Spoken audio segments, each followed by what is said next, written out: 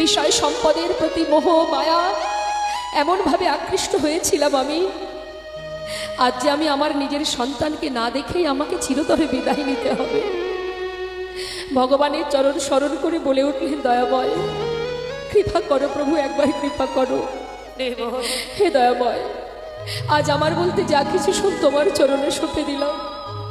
শুধু তোমার কাছে একটি নিবেদন, আমার লালার আমি ছাড়া আর কেউ নেই, তাই তোমার চরণে আমার সন্তানকে সঁপে দিলাম। তুমি রক্ষা করো হে হে ভগবান, এ জগতে সবই কিছু তোমারই তো দান।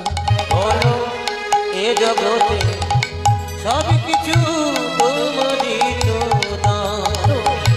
রক্ষা করো হে তুমি হে ভগবান, এই জগতে সবই কিছু তোমারই তো দান।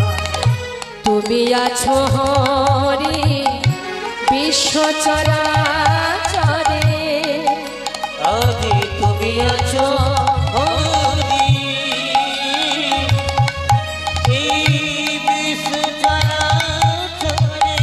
শেষের দিনে হরি ডাকি গো তোমারে।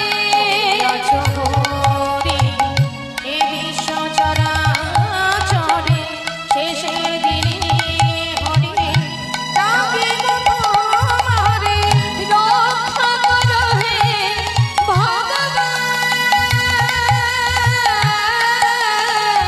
রক্ষা করো হে ভগবান। রক্ষা করো হে ভগবান। রক্ষা করো হে তুমি ভগবান, বলো এ জগতে সব কিছু তোমারই তো দান। এই জগতে সবই কিছু তোমারই তো দান। চলে গেল বাবা, একটু একটু করে প্রাণ পাখি উড়ে চলে গেল।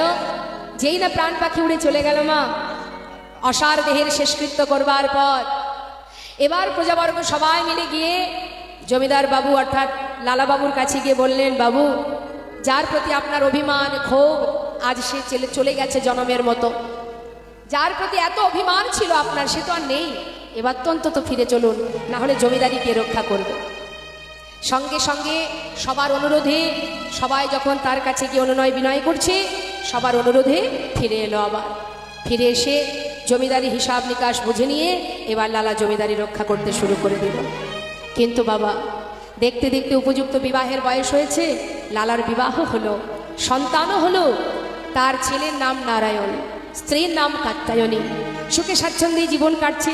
কিন্তু হঠাৎ করে মা একবার তার মনের ভিতরে কি যেন জেগে উঠল, সারা জীবনে যদি বিষয়ের পিছনে ছুটব, তাহলে গোবিন্দকে কবে ভালোবাসবো? হরিবল হরিবল। কি হবে আমার? আর কতটুকু সময় আছে আমার? প্রতিদিন জমিদারি রক্ষা করে আর তার মনের ভিতরে তোলপাড় হয়, চিন্তা হয় আমি কি করব।